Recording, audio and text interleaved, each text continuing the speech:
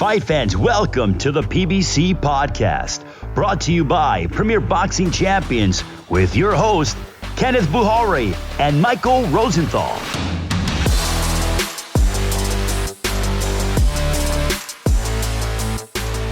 Welcome, everyone, to the PBC Podcast. I'm Kenneth Bouhairie, and he is USA Today Boxing Junkie editor, Michael Rosenthal. It's a big week, fight fans.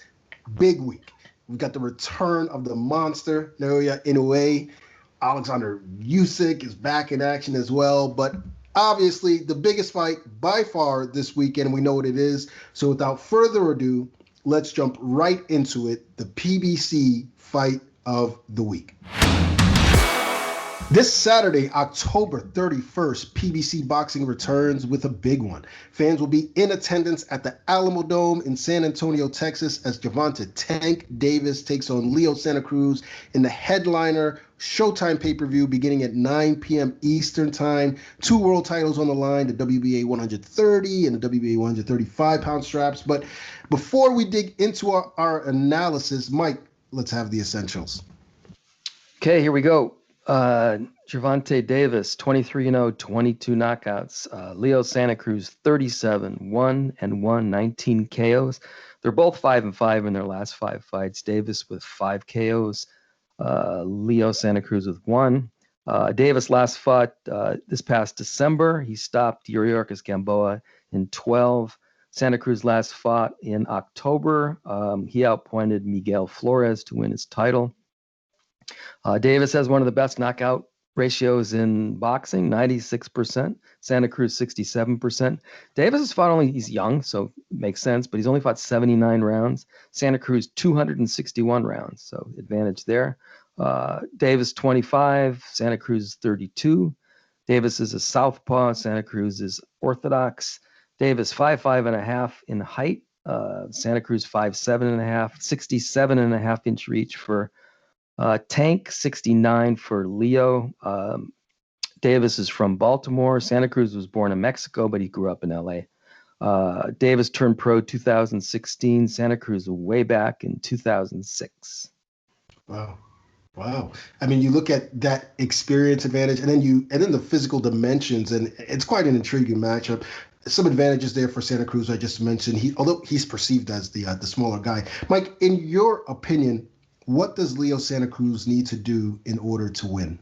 I think he needs to do what he does. Keep the pressure on Davis, throw a million punches. That's who he is. He has to be careful, though. He normally doesn't get reckless anyway, but his aggression needs to be particularly measured in this fight, I think, because of Davis's size and punching power. He's said as much more than once. Leo has. Santa Cruz also said that he might have to adjust if he feels Davis' power and determines that he has a problem. That's easier said than done, particularly against a guy as quick and as athletic as Davis. But I think that Santa Cruz has the skills and the experience to box if he has to. Bottom line, do what you do, but be careful. Yeah. You know what? Another aspect which I know we've discussed is that he could surprise us all, like he did against Carl Frampton the second time, and step back and counter, wear Tank down using volume punching, but, keep him at the end of his shots. Tank doesn't throw a lot of punches, and he didn't look too hot against Yuriorkis Gamboa last December when he was taken deep into the fight. He's only seen the 12th round once, and he's never been in the ring with a guy as active as Santa Cruz. But I think that if he can combine what you mentioned, but also use the jab to keep Tank at bay, work the body, maintain range, and his activity level while taking the fight deep, then, we could be in store for an upset. What about Gervonta Davis, Mike? He's the favorite coming in. We know he's a heavy hitter with fast hands. What does he need to do in order to win? Well, you just alluded to one of the things he needs to do. He needs to throw more punches than he did against Gamboa. He threw only 321 punches in that fight, according to CompuBox. That's less than 30 a round. Mark my words, if he doesn't stop Santa Cruz and ends up throwing that many punches in this fight, he's going to lose a decision. Yeah. Why did he throw so few punches against Gamboa? Was it conditioning, distractions? People have said, I don't know. He just better be more active in this fight. Now, that doesn't mean he should be overly aggressive, and I don't think he will be. I think he should be patient, wait for Santa Cruz to come to him and counter. He's a great counter puncher. I think that's the winning formula for him. Tank is the faster, bigger, stronger guy. Just let Santa Cruz come right to him and pick him apart. Yeah, we know his advantages, but as you mentioned, if he doesn't pick it up, he's going to be in a world of trouble against Leo Santa Cruz. In short, he's going to have to be at his best. Now, he did move camp for this fight, so he's aware that he needs to be at his best. He typically trains in Baltimore, and for this fight, he moved to the Mayweather Boxing Club in Las Vegas. In your experience, when you see fighters do that, has it been beneficial or detrimental? Beneficial. It's like fighters who go away to like Big Bear, California, for example. You get away from your friends and whatever distractions there are, and you just focus completely on boxing. So I think that's pretty much what Davis has done. I think it was a smart move. He's obviously had issues with distractions and discipline, whatever you want to call it. So immersing himself in a boxing environment like that can only be a plus. On top of that, he has Floyd Mayweather around on a regular basis. And Mayweather obviously is the perfect mentor for him. One of the biggest questions surrounding this fight is whether Davis can make 130. I think he will. I won't be completely shocked if I'm wrong, but I really do believe that he will in part because he moved his camp to Las Vegas. I think he's going to be ready for this fight like no other fight. Yeah, Santa Cruz, you just mentioned the size thing and whether Davis will make weight. Santa Cruz made his pro debut at 115 pounds. He just recently moved up to 130 and he fought for a title there. So the perception is that he's a smaller guy since Tank started off as a featherweight. What do you make of the perceived size difference and how will that impact the fight? I think it's significant in this fight. I think they're really only like one naturally maybe one weight apart at this point. Maybe two if you stretched a little bit. We've seen what often happens when a good big man fights a good smaller man. The first matchup that comes to mind is Spence and Mikey Garcia. I think their skill levels probably comparable, but the size was just too much for Mikey to overcome. Maybe style had something to do with it too. But size makes a difference when the abilities are comparable, which is the case in this fight. Santa Cruz was a 126 pounder only 2 fights ago, and Davis is a big 130 pounder. You could argue it would be even better for him to be at 135. That, in my opinion, that doesn't bode well for Santa Cruz. He said he's bulked up, he feels strong, and I believe him. Still, he's fighting a bigger guy. Excuse me. Who also is bursting with talent and punching power. I think Santa Cruz has his work cut out. Yeah, although I do think those two other things you mentioned, play a bigger factor. I'm not saying it's overblown, but I don't think it's Tank's size that's necessarily the issue. It's not like he uses his physicality to wear opponents down, like how Tyson Fury did to Otto Wallin, in the later rounds. He's not a come forward Antonio Margarito, type pose as well. I think it's the other attributes that you mentioned. It's his combination of speed and power. And both are explosive. That could be a problem for Santa Cruz. And it wouldn't matter if Santa Cruz was a natural 130-pounder or even a 135-pounder.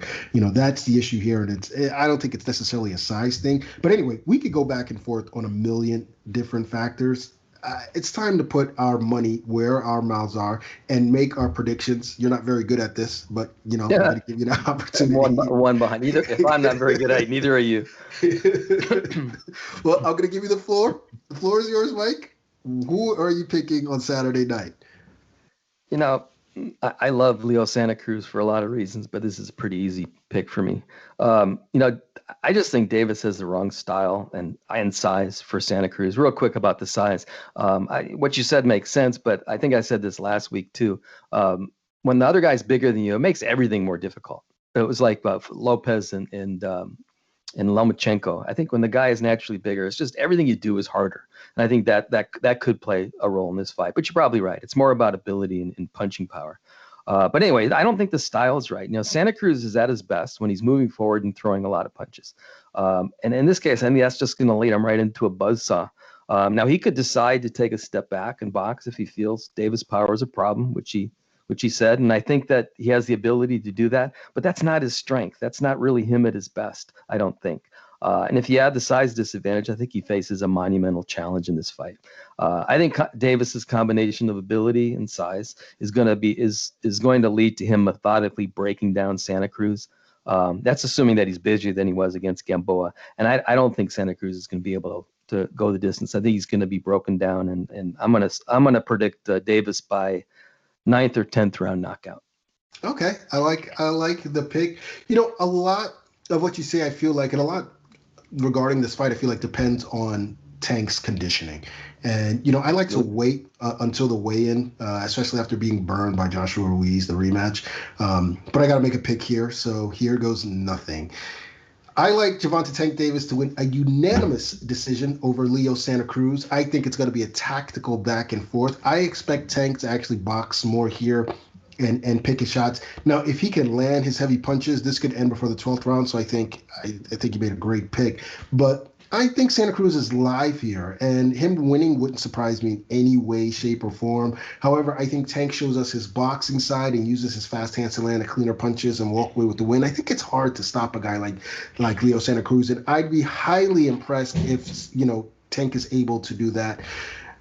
I guess we'll see what happens. We're both picking Davis here, one by stoppage, one by decision, so we'll have a lot to talk about. Now, as a reminder, I'm in the lead in our prediction league, so I guess nothing will change here. Mike is 24-5-1. I'm 24-5-1. Mike is 23-6-1. Now, by the way, Davis versus Santa Cruz isn't the only fight on the card. Undefeated WBA 140-pound champion Mario Barrios is going to defend his title against Cowboy Ryan Carl, which should be, pretty fun fight. Also, the return of former 140-pound champion Regis Prograis takes on an underrated fighter, in my opinion, unbeaten Juan Heraldez of Mayweather Promotions. And a fight I think could steal the show, Isaac Cruz versus Diego Magdaleno in an IBF 135-pound title eliminator. A great card all around. And now we're going to talk to one of the people who was instrumental in putting it together. He's the CEO of Mayweather Promotions, a ubiquitous presence at seemingly all the big fights. And we'll no doubt see him this Saturday night as his fighter, Gervonta Tank Davis, takes on Leo Santa Cruz on Showtime pay-per-view. The promoter of the card, Leonard Ellerbe. Leonard, first, thank you for joining us tonight. Your guy, Gervonta Tank Davis, faces Leo Santa Cruz. It's another big fight week, another big pay-per-view. Does it feel any different now that you've done it so many times? Actually, this does feel different. It feels different for a number of reasons. Obviously, doing the Floyd pay-per-views, the level is just crazy.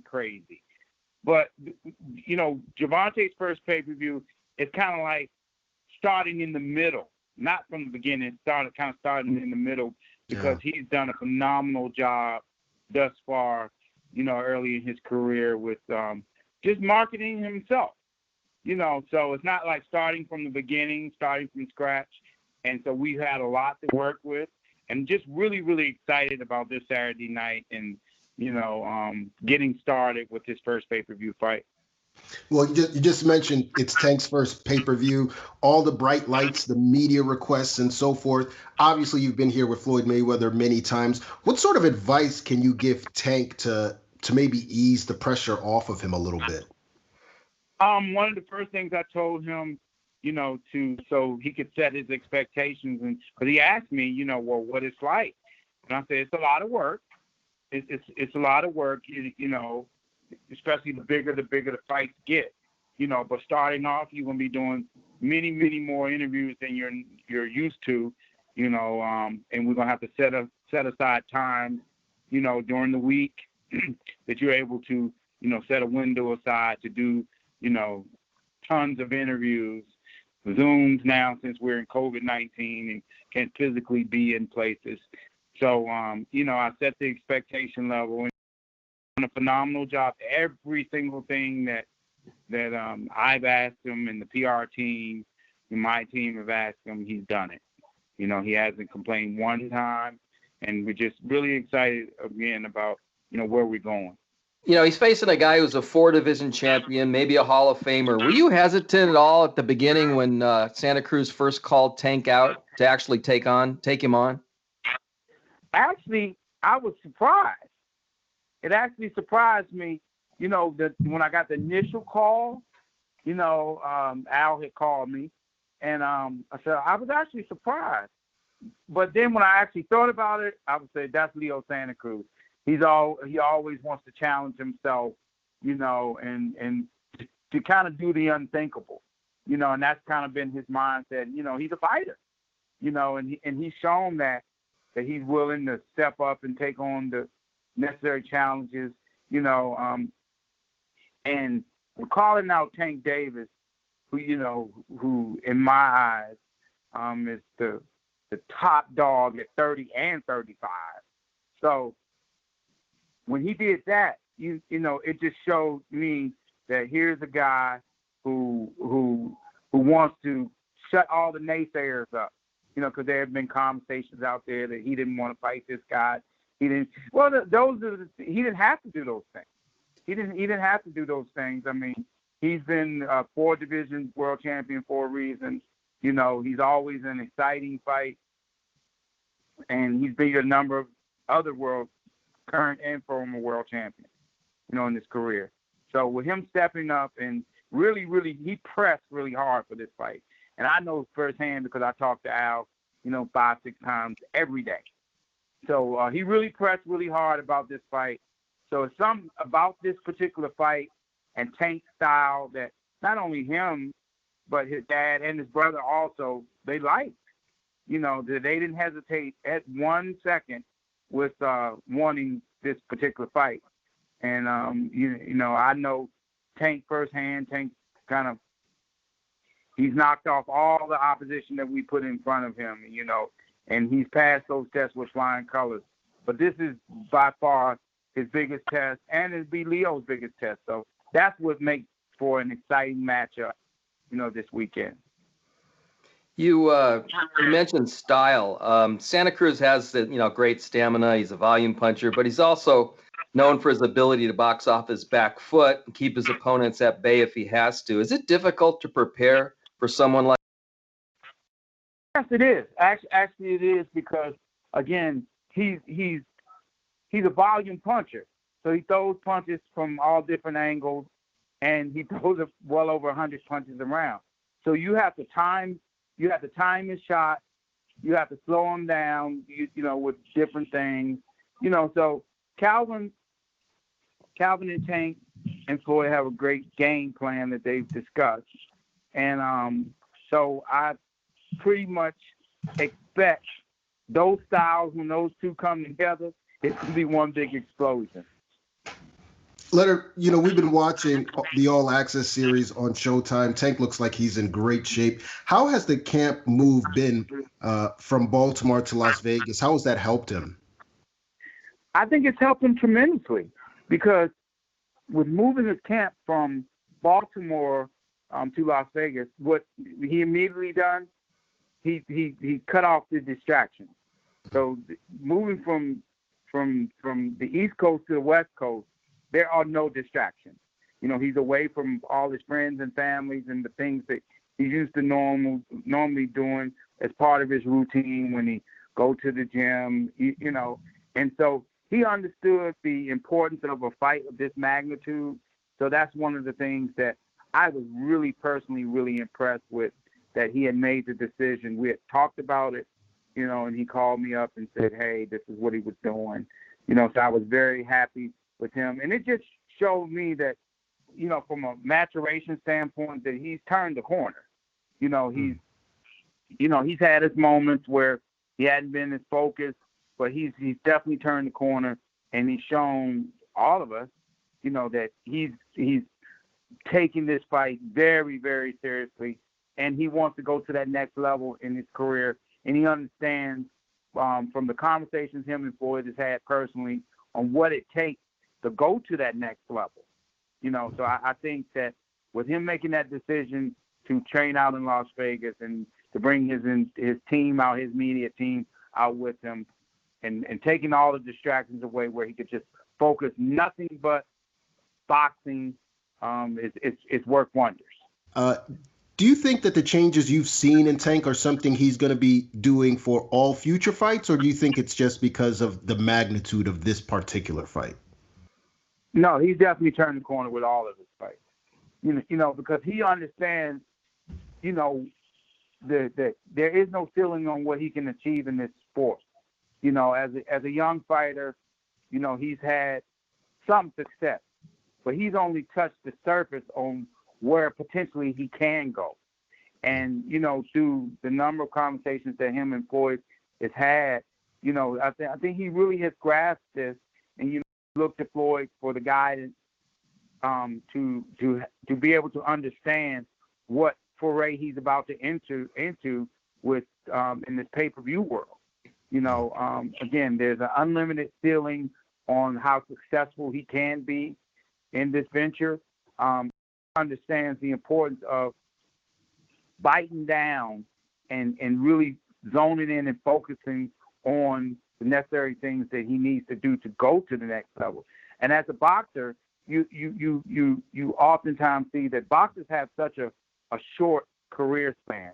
It's a short window of opportunity. So he understands that he needs to maximize each and every one of these opportunities as they're presented to him. It's no secret that in his last fight that he didn't look good at all. I mean, he wasn't impressed, and I know that he can perform at a much higher level than he did in the Gamboa fight. And part of that was because, that there were distractions and there were other things that were going on. And that's why, again, he wasn't pleased with that, and he wanted to right that wrong. And he wanted to give himself the best possible chance to be successful and put on a great fight for his fans. And he's definitely right on track to do that. With everything that I've seen with his preparation, he's ready to go. Leonard, he's obviously very fortunate to be around Floyd, a lot now, now that he's in Las Vegas. How big is that, do you think, for his development? It's huge, Mike. It is. I mean, just imagine this. Just imagine a young basketball player being groomed by Michael Jordan or LeBron James. Oh. I mean, it's just, or a young golfer being groomed by Tiger Woods. Floyd's the best of the best. I mean, in my eyes, he's the best to ever do it.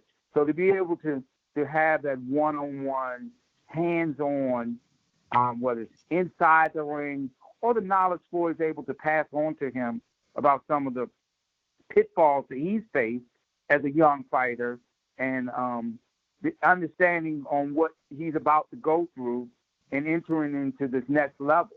So I think it's just unbelievable that to be able to have that kind of hands-on, kind of stuff, and as a mentor, and Floyd understands, because he's his protege.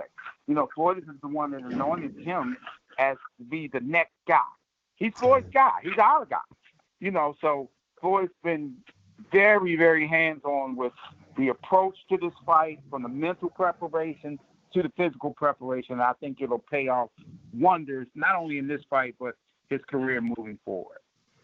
We all know that a lot of great fighters aren't necessarily great trainers, and we haven't been able to see exactly what Floyd has done in terms of technique and so forth with Tank. How does he handle the teaching aspect from what you've seen? Well, Calvin's the head trainer. Right. Calvin's been there day in and day out for his entire career. What Floyd's been able to do is to be able to add on to, some of the things that him and Calvin has worked on. But from the technical aspect of it, it's nothing like getting that technical knowledge from a guy like Floyd. I mean, Calvin's been extremely receptive to it, because, again, when you're learning from the best, it gets no better than that. And there's certain things that Floyd has shown, just little things he's tweaked and shown Tank little things that he'll be able to utilize in the fight, that I think will help him not only in this fight, but just moving forward. Just little tricks, to the game that Floyd's learned at a young age, and to make your job easier. It's about working smarter and not harder. Do you see Floyd perhaps getting more into the trainer role? Is he sort of warming up to it? Yes, most definitely. He's been hands-on with just not only Tank, but a few of our other fighters. Right. Angelo Leo, Richardson Hitchens, Juan Heraldez, Miller. Floyd just loves being around the gym, because obviously as a youngster, he was a gym rat himself. And I think that he's really enjoying this next phase of his life as being a retired fighter and being a promoter. He's definitely been hands-on from the promotional aspect. He's been a big help to me with using his platform, whether it be social media, doing all the number of interviews he's done. So he's definitely had a tremendous impact on this promotion thus far. And again, having Floyd on our side, we can't go wrong. Yeah. I don't want to compare Tank with Floyd as fighters. That really wouldn't be fair to Tank, especially at this point. But do you see any similarities at the same stage of their careers? Yes and no. The yes part, unlimited potential. The styles are two totally different styles. Right. Tank is more of a quiet, kind of reserved, kind of, he talks, he don't do a lot of talking. Floyd does a lot of talking. So from that aspect, yes, I see some similarities, but the other side, no. But the bottom line is that Tank can fight his behind off, and he has, not to toot our own horn, but I'm convinced he has the best team in boxing. So when you have people who have the experience that we have, that's done it at the highest level, and you're locked in yourself, he can't go wrong. He cannot go wrong. Can't go wrong. You just mentioned the high ceiling. Maybe a little more specifically, how big do you think this kid can ultimately be? Tank Davis will be the biggest pay-per-view star in the sport, and it'll be sooner than later. This is just only. I'm not making no predictions because we're in very trying times right now, as far as the entire country. So, with boxing being a source of entertainment and where we are in the world, we don't really have some unrealistic expectations because this is just the start. This is just the start. We as a team, we wanted to keep our fighter busy and put him in the biggest fights as possible. Leo's done a phenomenal job. I think the world of him, and the sky's the limit for him. He has a huge opportunity if he's able to pull off this fight right here, which I would not count him out at all because, again, he's not only fighting for his family, but he wants to continue to challenge himself because he sought out this challenge, because, again, he saw something in Tank that, that he really, really liked, and he feels very strongly that he's going to beat Tank, and he has all the motivation in the world to do that, and that's what really impresses me about Leo as a fighter, Leo as a man. I think the world of him. He's one of my favorite people in the sport. It's just, these two guys got to fight on Saturday night, and we're going to have a winner and we're going to have a loser. Yeah. Now, Leonard, we've seen a lot of Mayweather promotion fighters in the ring since sports, presumed, and you guys consistently match your fighters tough. Even Tank, he fought Jose Pedraza for a world title, just his 16th pro fight. Is that a philosophy at Mayweather Promotions as far as matching your guys tough, and what is the strategy behind that? Most definitely, and that's been Floyd's whole entire mentality. He's like, look, as a fighter, we're not going to baby you. We're not going to protect you. We're going to put you in, and we're going to develop you. And how you develop young fighters is that you continue to put them in fights that challenge them, to kind of, as he always say, to see where you at. Yeah. If you put a guy in 25 fights and he ain't never fought nobody, and in the 26th fight he fights a tough guy, then 9 times out of 10 he's gonna lose that fight because he has no way of knowing what to expect, having not been through anything that what he's about to experience. Like when we use an example like Xavier Martinez the other night. Very proud of our young fighter. He fought through some adversity. He got dropped 2 times in the fight, but he has a champion's heart. He got his behind back up, and he fought like a true champion, and he won every round after that. You know, and that just goes to show you that guys like that, they're going to be around for the long haul. He could have packed it in. Most young fighters, when they face some adversity, they quickly fold. But he showed that he's a young fighter with tremendous heart that's willing to be challenged and has fought through some adversity in his young career. And that's the kind of stuff that we love, because every fighter's not going to win every fight, and you're going to face adversity in a fight, but it comes down to how you respond to that adversity. That's the heart of a true champion. It's how you come out of it. You know, and that's our mentality at Mayweather Promotions. That one thing about us, I don't want 100 fighters. I want a group of fighters who are willing to give their all, because as promoters, that's exactly what me and my team are going to do. We're going to give you 1,000% each and every time, whether it's a small show at Sam's Town or to a big pay-per-view fight. You're going to get the same type of level of commitment from our entire team, and that's what it's about. And as long as you're doing your part, we're going to do our part, and then you have a successful relationship. I agree. I was really impressed with Martinez in the 8th round, the way he bounced back from that. What's next for him? Do you guys know? What's next for him? Yeah. Actually, I'm working on that now. I'll probably have an announcement in a couple of weeks. But he's ready to get back in there and challenge himself. And again, with guys like that, you don't have to baby these fighters. They're young. They can all fight. They can fight. He wants to continue to challenge himself and put him in the biggest fights possible for where he's at in the stage of his career. But this is definitely a learning experience for him. And he wants to continue to get better. He knows the mistake that he made in the fight, and he wants to get back in there and right that wrong. I love it. Now, another one of your fighters you mentioned earlier, Angelo Leo, he picked up a world title. Leo was originally slated to face Stephen Fulton, but Fulton withdrew because of COVID-19. It seems Fulton is healthy now. Are he and Leo going to fight at some point anytime soon? Because it seems like that's a fight that fans are really clamoring for. Yes, they will fight. They will fight sooner than later. Definitely very sooner than later. Two terrific young fighters.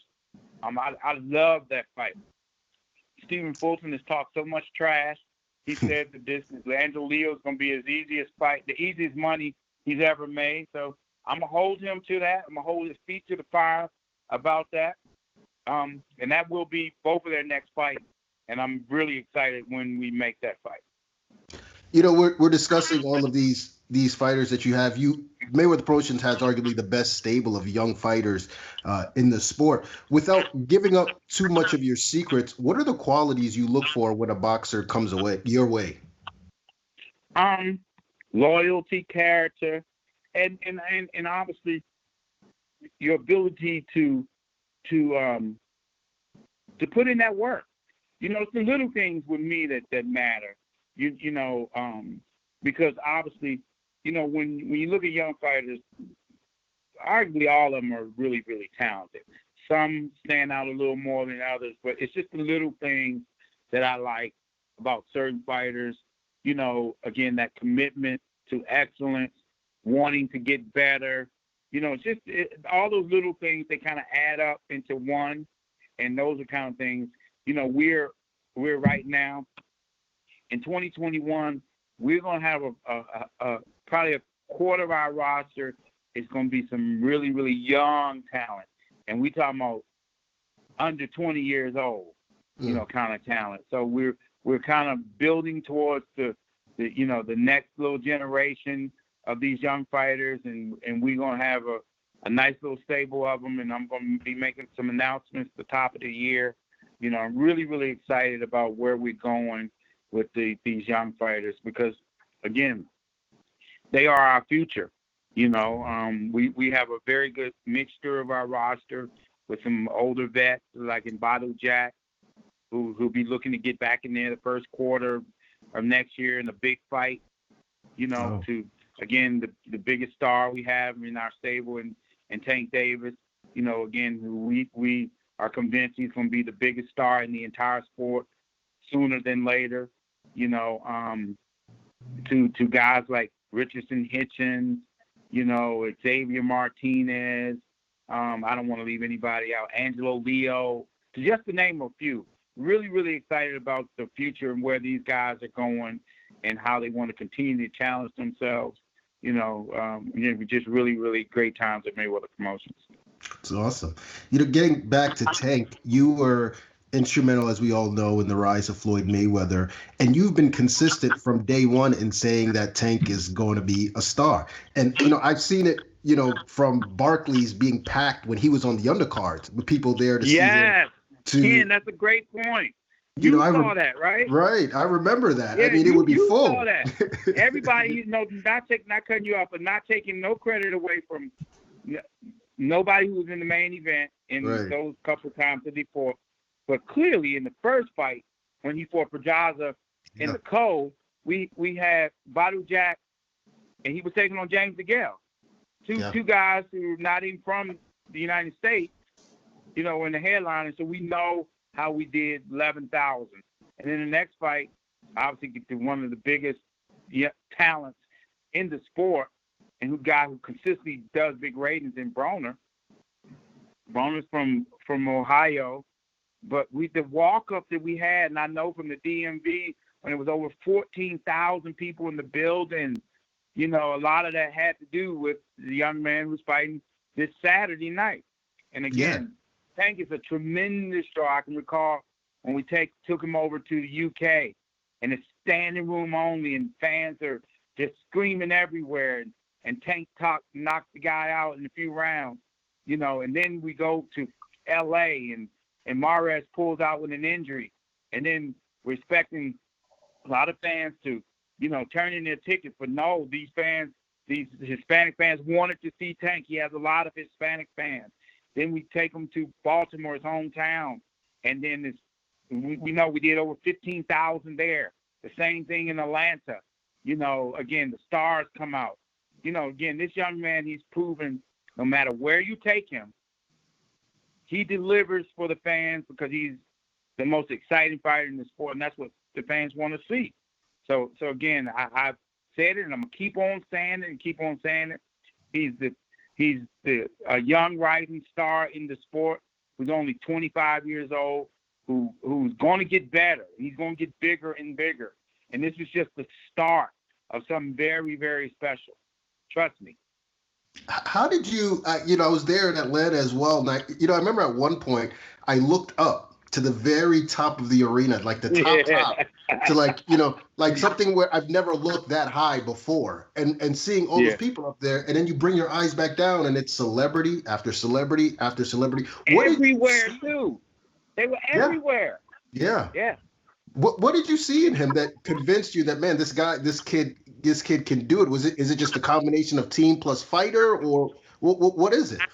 Well, gotta give lots of credit. Obviously, it starts with him.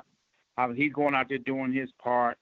With the guys we put in front of him, he's getting them out of there, and he's doing it in exciting fashion. And this new generation of this, because see what he's doing, he's bringing so many eyeballs to the sport, younger eyeballs. Right. He represents this whole new young generation of hip hop and the culture, and he's kind of changed that, and it's just not the urban culture, because again he has a lot of Hispanic fans. He's very, very cool with a lot of the top hip hop artists, from whether it be Drake, whether it be Lil Baby, Da Baby, you name it. You name it, the top guys out there, Meek Mill. He's really cool with them. And he's cultivated a relationship because they really enjoy his fighting style. They really enjoy his fight style because Tank don't play. When he gets in there, he's looking to knock these guys out. He's not gonna be dancing around, and he's looking to knock you square out when he gets in there. And that's what the fans will. They remind him of a young Mike Tyson. Where again you don't know if the fight's going to end in the first round, the 7th round, the 10th round. but it could end at any time, and Tank has the ability to get you out of there with either hand. He's a very violent puncher. Absolutely. Okay, Leonard, bottom line. I know you're the promoter of the card and Tank is your guy, but if you had to make a prediction on the fight, how do you see it going down? I see it as a great fight. I see it being Halloween night, and the fans are going to be the winners because it's going to be a wonderful treat. And we have a terrific undercard too. So I'm obviously Tank's my guy, but Leo's my guy too. So there will be a winner and a loser, and we'll determine the next steps for both guys. Great, Leonard. We know how busy you are on a pay-per-view fight week, so we really appreciate you taking the time out for us. All the best to you and your team Saturday night. We look forward to having you back. Thank you, Mike and Ken. Really appreciate you guys having me on your show, and I'm always willing to come back anytime. Gervonta Tank Davis, young phenom turned undefeated champion. Pound for pound, one of the deadliest knockout artists in the sport. This fight is over! Leo Santa Cruz, all action, all heart. A 4-division champion who never stops attacking. 2 superstars, 2 styles, 2 titles. Winner take all. Davis versus Santa Cruz, Saturday, October 31st, live on pay-per-view.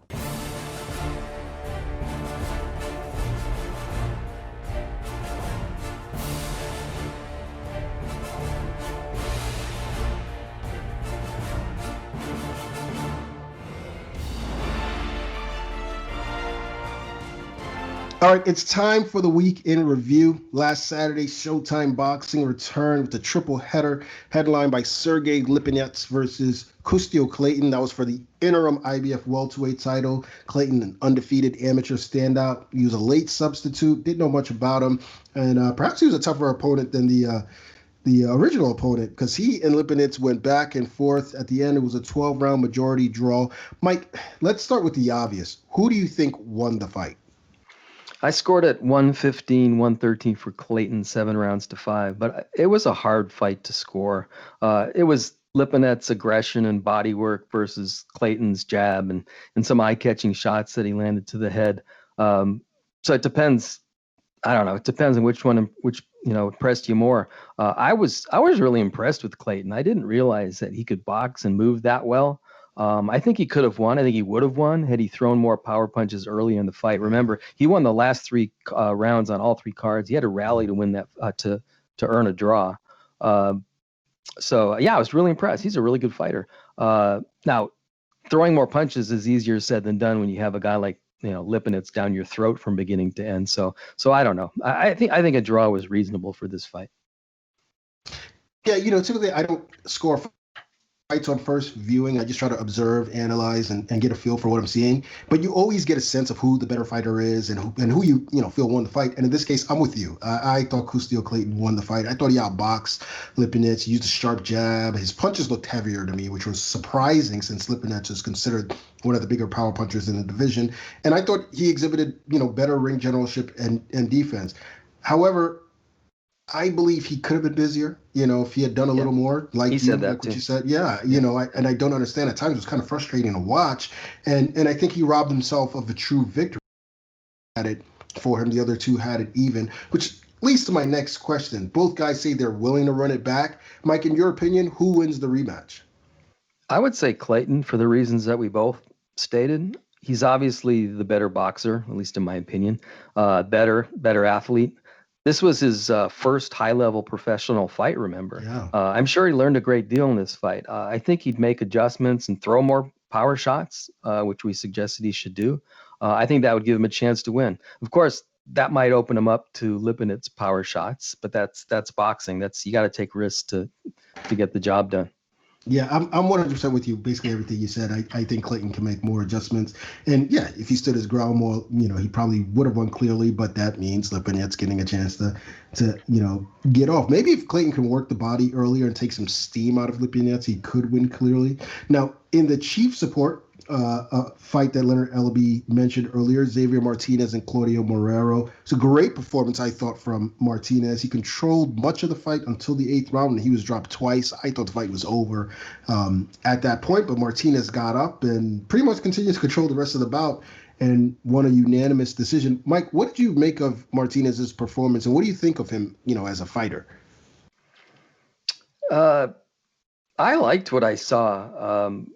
And I agreed with the judges in their decision. I think it was around 8 rounds to 4 for Martinez. I think if you throw out the 8th round, I thought it was a very strong performance. He can box. He's quick. He's explosive. He's another guy I think could have been busier. He didn't throw that many punches, but I think there's a lot there. And I think his response to what happened in the 8th round actually, in a way, was a plus in terms of the way he's perceived. Yeah. I think that said a lot about him. He got caught with some big shots in that round. He was hurt bad. But he pulled himself together. He got back to work, and he won the remaining of the rounds, I think. And remember, Martinez had never been past 8 rounds before that. Yeah. So that was uncharted territory. And look what he did. And he's only a kid. He's only 23. Yeah. So we know he's good now. We knew he's good, but now we know he's good and he's resilient. We couldn't have been certain of that before. Maybe he needs to shore up his defense a little bit. Yeah.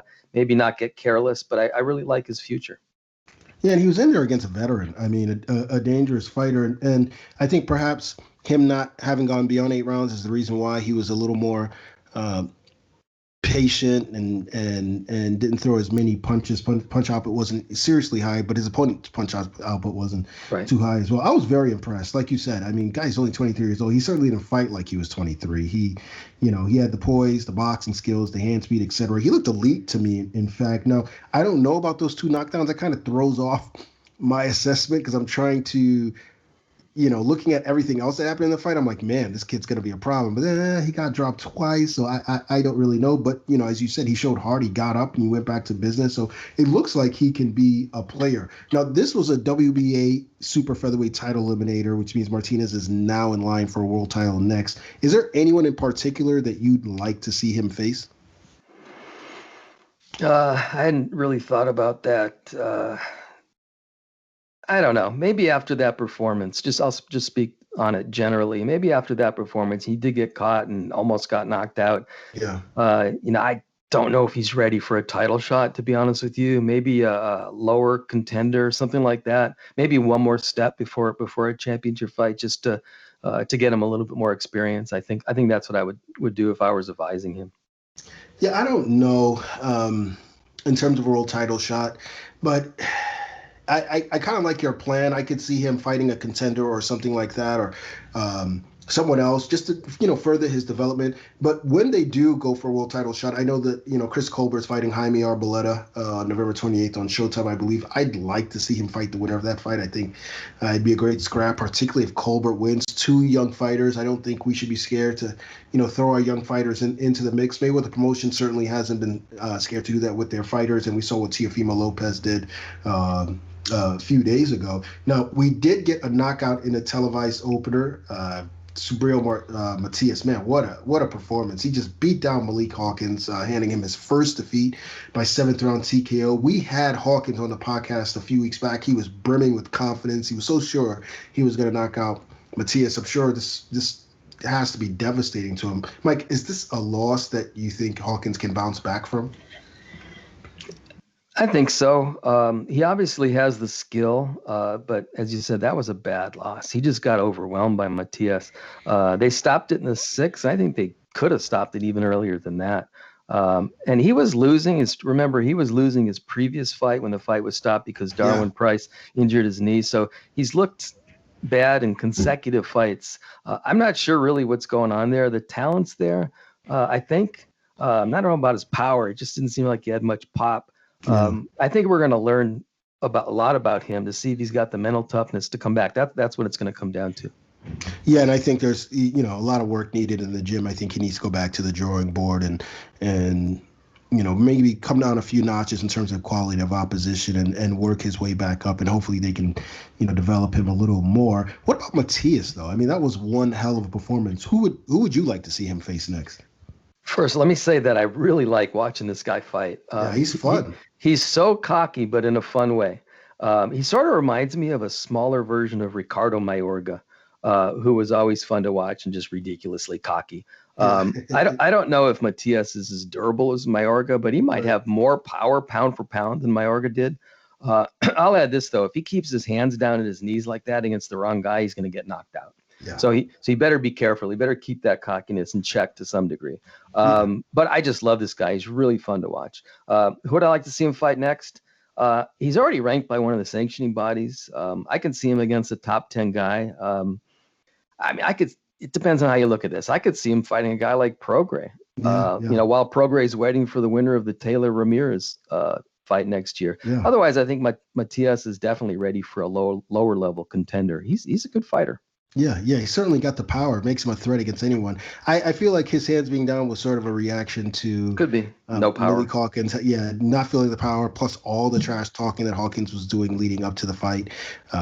He probably was, trying to send a message like, I'm not worried at all about anything you're doing to me. But I'm with you. I'd like to see him against the winner of the Prograis Heraldez bout. That would be a barn burner, I think, or even the winner of the Mario Barrios Ryan Carl fight. I mean, there are a lot of good fighters at 140. I think Matias has certainly put himself in the mix, and he's a fun fighter, and a great TV fighter. And soon enough, we'll find out if he's elite. All right, we're going to take a break and be right back. Gervonta Tank Davis, young phenom turned undefeated champion. Pound for pound, one of the deadliest knockout artists in the sport. This fight is over! Leo Santa Cruz, all action, all heart. A 4-division champion who never stops attacking. 2 superstars, 2 styles, 2 titles. Winner take all. Davis versus Santa Cruz, Saturday, October 31st, live on pay-per-view.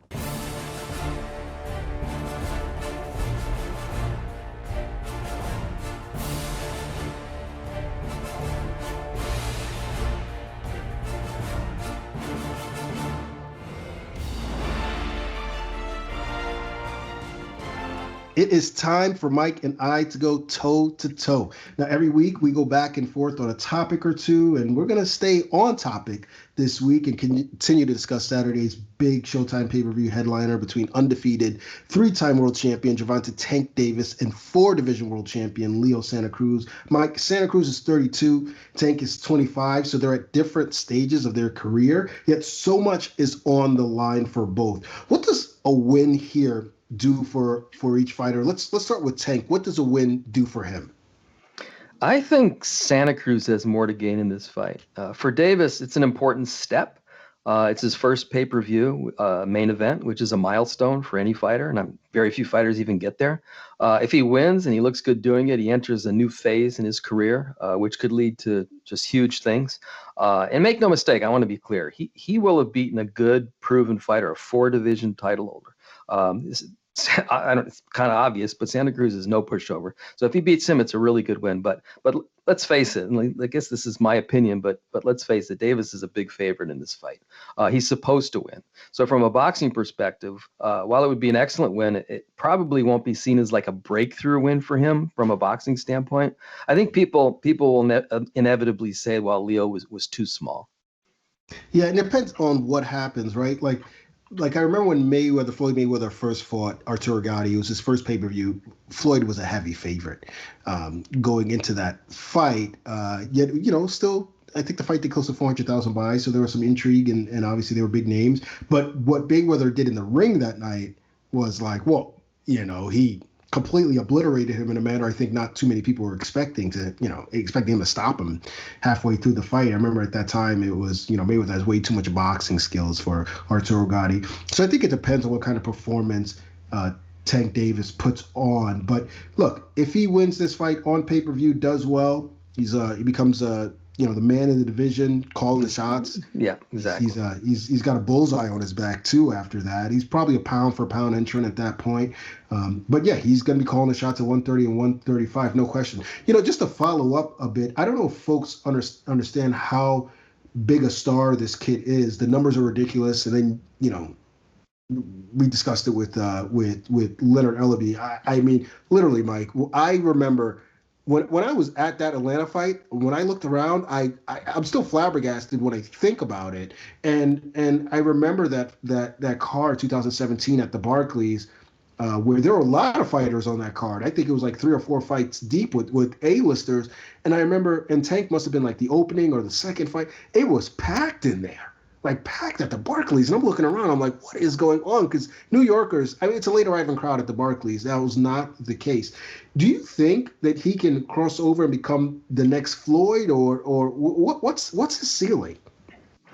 I think based on what we're saying with the popularity that you mentioned, I think that combined with his ability could take him really, really far. I mean, he's not like a super colorful guy in terms of personality. Yeah. He's sort of understated, but obviously he resonates for whatever reason.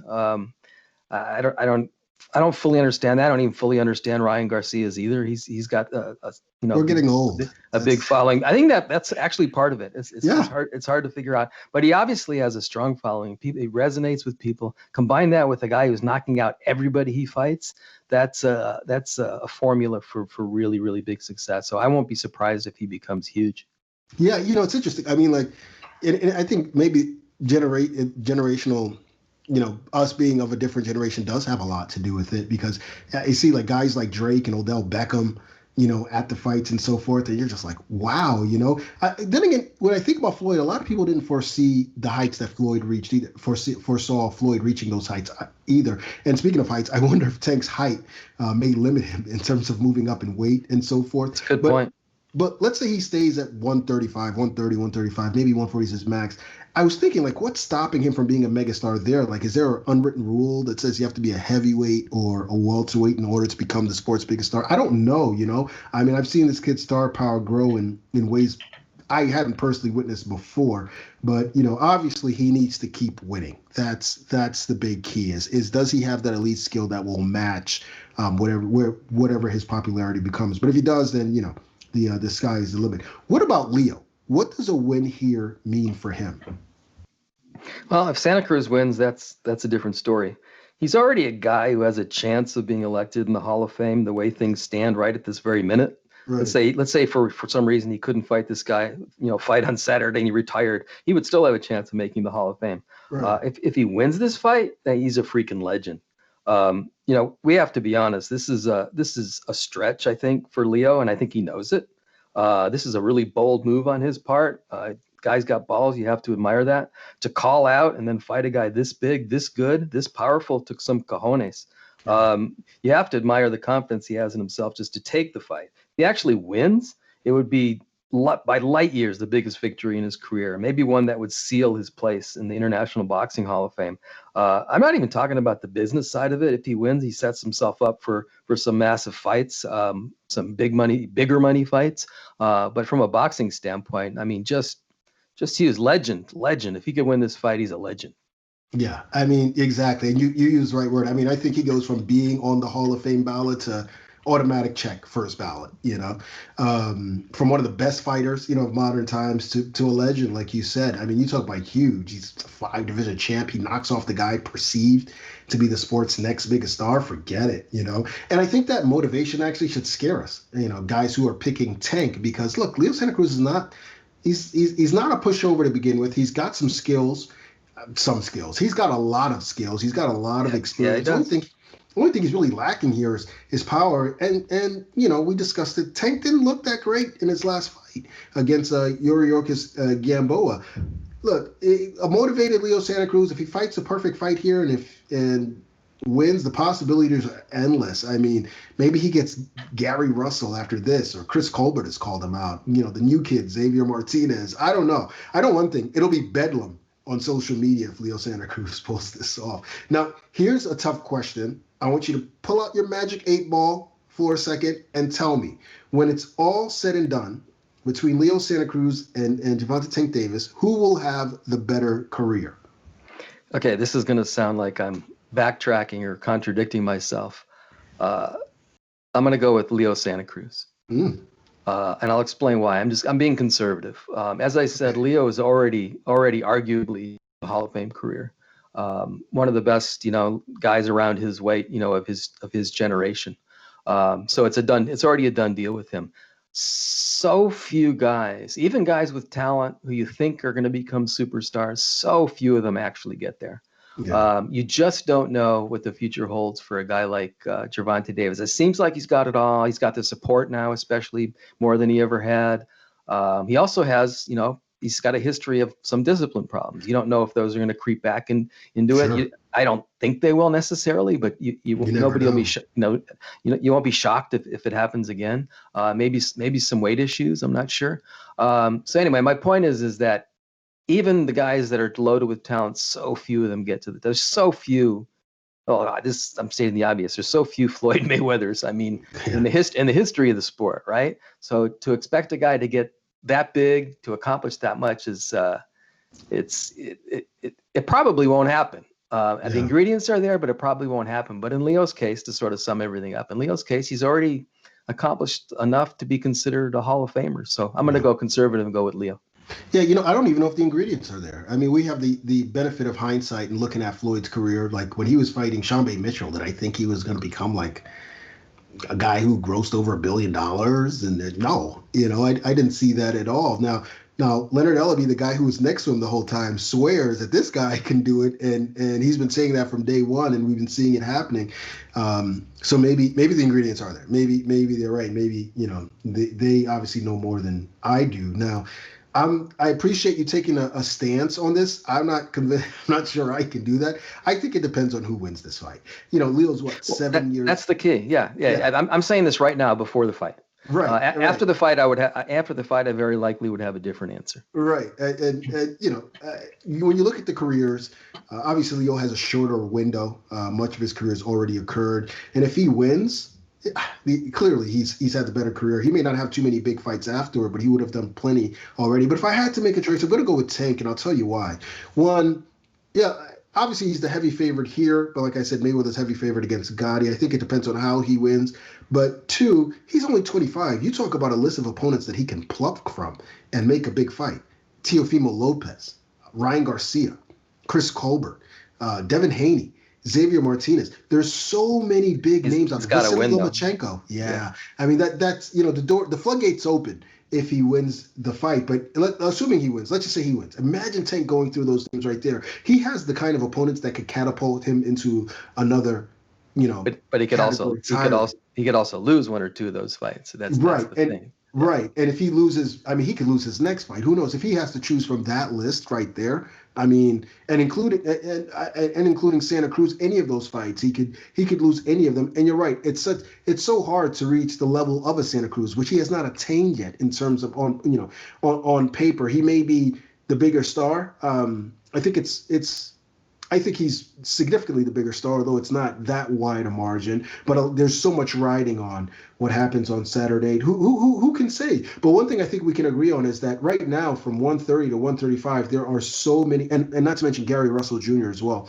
There are so many bbig fights that could be made that I think whoever wins this could become a superstar. Yeah. I was thinking of Andre Ward. He went through that tournament and he's just like one top guy after the other, and he made it through the gauntlet. But Gantlet, I guess it is. But again, so few guys do that, and Andre, I think, is on his way to the Hall of Fame. So yes, I think he's a young guy still, Davis. Let's see what happens, but there's a ton of potential there. Yeah, exactly. So we'll see. Can't wait for Saturday night. And with that, that's going to do it for this week's show.